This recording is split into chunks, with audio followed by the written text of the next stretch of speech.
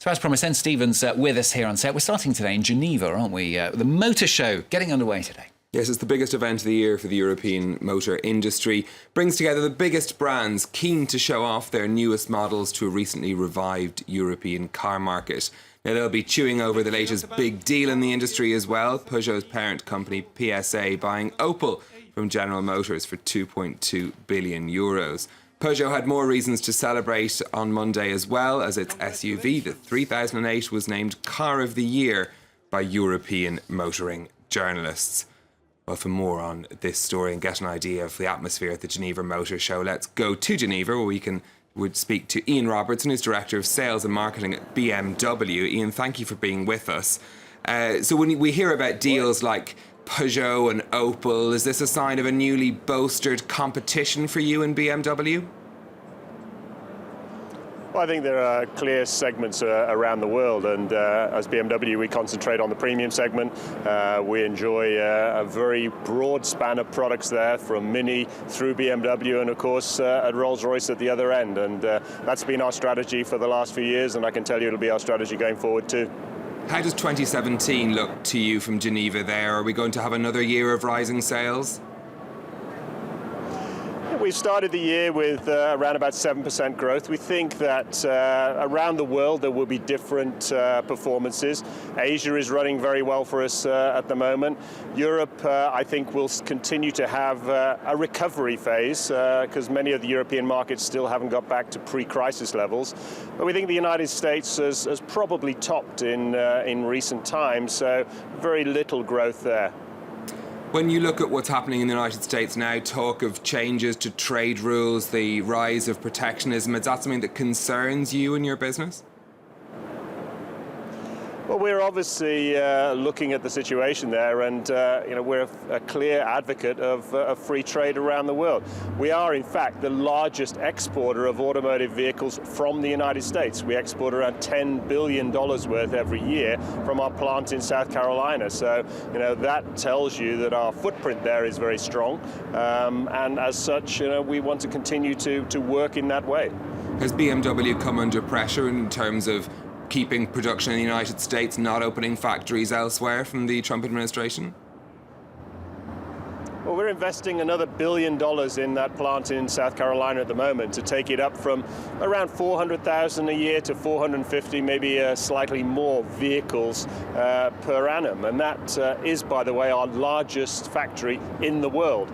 There are around 8,000 direct employees there and about 70,000 across the United States. So I think with that situation where we export a lot of cars as well as, of course, produce a lot of cars for the United States, we have a good balance of production versus sales.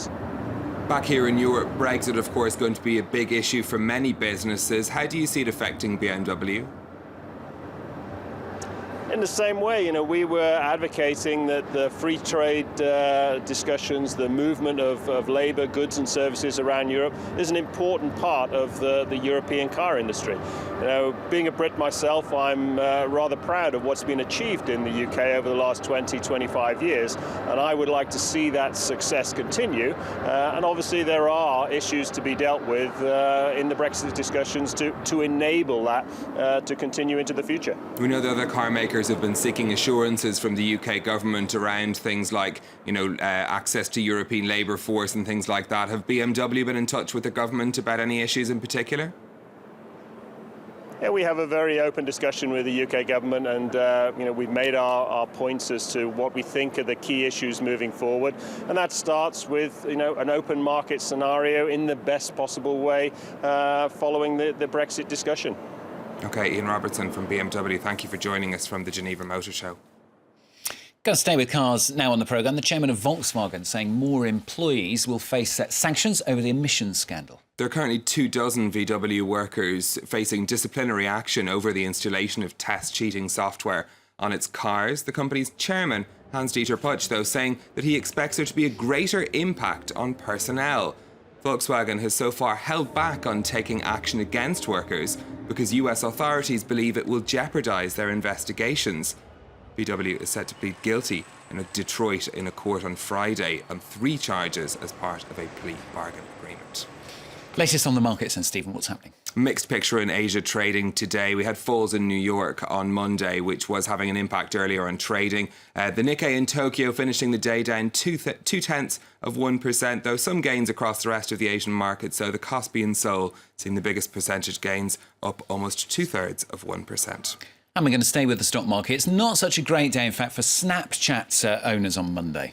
Shares in Snap fell by 12% in trading on Wall Street, ending its stellar run since its stock market launch last Thursday. The shares in the parent company of the messaging app Snapchat ended at $23.77, below the level at which they began trading on their first day on Thursday. That's after a host of analysts advised investors to sell the stock. Much of the concerns that they have are over the competition that Snapchat faces from other social media. Last but not least, the British Parliament, they've been debating whether companies should be banned from forcing women to wear high heels. This is a debate over corporate dress codes and what sort of demands were acceptable for companies to make from their employees in terms of their appearance. Now, the issue was brought to Westminster by a receptionist who was sent home from work for wearing flat shoes. She started an online petition which garnered enough support to mandate MPs to hold this non-binding debate on the issue. Now, as a result of that debate, the UK government has promised to act against rules that mandate heels of a certain height, makeup guidelines or other issues that don't apply to men as well.